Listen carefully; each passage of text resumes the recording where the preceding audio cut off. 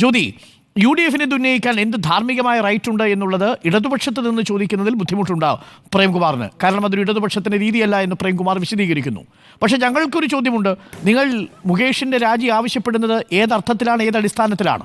വിൻസെൻറ്റിനും ഒപ്പം എൽദോസിനുമില്ലാത്ത ഒരു അവകാശം അല്ലെങ്കിൽ ഒരു ഉത്തരവാദിത്വം എങ്ങനെയാണ് മുകേഷിന് വന്നു ചേരുക ധാർമ്മികമായി?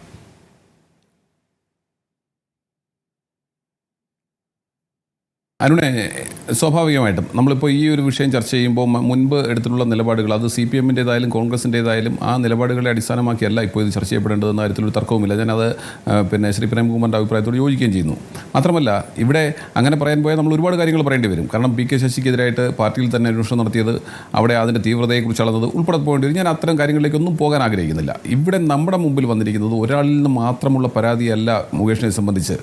താങ്കൾ സൂചിപ്പിച്ച 2 MLA-മാരെ സംബന്ധിച്ചാണെങ്കിൽ അവർ വ്യക്തിപരമായി നേരത്തെ തന്നെ സൗഹൃദമുണ്ടായിരുന്നവർ തമ്മിൽ പിണങ്ങിയതിൻ്റെ പേരിലോ ഏതായാലും സമൂഹം ഒരു പരാതി വന്നു. ആ പരാതിയിൽ കേസെടുത്തു. ഒരാൾ ജയിലിൽ കിടന്നിട്ടുണ്ട്. മറ്റേയാളെ സംബന്ധിച്ചും മുൻകൂർ ജാമ്യം കിട്ടി.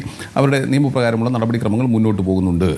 ഇവിടെ നമ്മൾ പറയുന്നത്, ഇവിടെ ഒരു മേഖല, ഒരു തൊഴിൽ മേഖലയിൽ തന്നെ നിരന്തരമായി ഇത്തരം പ്രശ്നക്കാരനാണ് എന്ന് തെളിവുകളുടെ പിൻബലത്തിൽ അഥവാ മൊഴികളുടെ പിൻബലത്തിൽ നമ്മുടെ മുമ്പിൽ വന്നിരിക്കുന്ന ഒരു വിഷയം. അതിൽ മുകേഷിൻ്റെ ഇടപെടൽ ഇപ്പോൾ ഇന്നും ഇന്നലെ തുടങ്ങിയതല്ലല്ലോ ആ വിഷയം. മുകേഷ് മാത്രമല്ല, ആ റിപ്പോർട്ടിൽ പറഞ്ഞിരിക്കുന്ന പലരുമുണ്ട്. ആത്മീയയുടെ പ്രസിഡൻ്റായിരിക്കുന്ന ആളിനെ സംബന്ധിച്ചൊക്കെ ആ റിപ്പോർട്ടിൽ പേര് പറയുന്നുണ്ട്. ഏതായാലും അതൊക്കെ വരട്ടെ.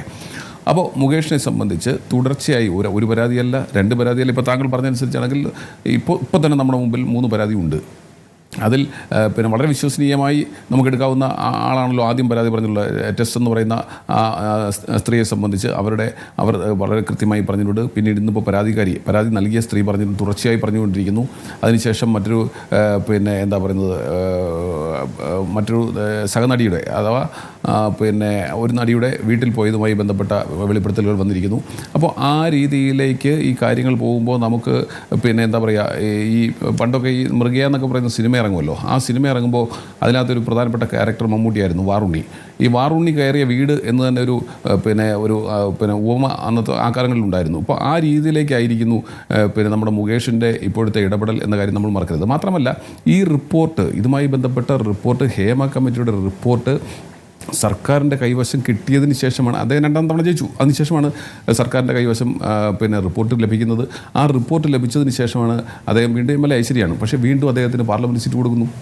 അദ്ദേഹത്തിന് ഈ റിപ്പോർട്ട് സംസ്ഥാന സർക്കാരിൻ്റെ കയ്യിൽ ഇരിക്കുമ്പോഴാണ് അദ്ദേഹത്തെ വീണ്ടും ഇപ്പോൾ പാർലമെന്റിലേക്ക് 4.5 വർഷക്കാലം ആ കമ്മിറ്റി റിപ്പോർട്ട് കയ്യിൽ വെച്ച് അതിൽ ഈ പറയുന്ന മുകേഷിനെതിരെ ഉണ്ടോ എന്ന് നമുക്കറിയില്ല. നമുക്ക് ഇതെല്ലാം ഹേമ കമ്മിറ്റി റിപ്പോർട്ടിന് പുറത്തുള്ള വെളിപ്പെടുത്തലുകളാണ്. ഇതിനുള്ളിലുള്ള വെളിപ്പെടുത്തലുകൾ എന്താണെന്ന് എനിക്കോ ജ്യോതിക്കോ പറയാൻ കഴിയില്ല. പക്ഷെ നമ്മൾ അസ്യൂം ചെയ്യുന്നു, സ്വാഭാവികമായും ഇത്തരത്തിൽ ഒരു കുറ്റകൃത്യം കാട്ടിയ ഒരാൾ ഹേമ കമ്മിറ്റി മുമ്പിലുള്ള ഇരകളോടും ഈ കാര്യം ചെയ്തിട്ടുണ്ടാവാം എന്നുള്ളതൊരു അസംഷനാണ്. പക്ഷേ അസംഷൻ വാലിഡാണ്. ഞാൻ വരാം.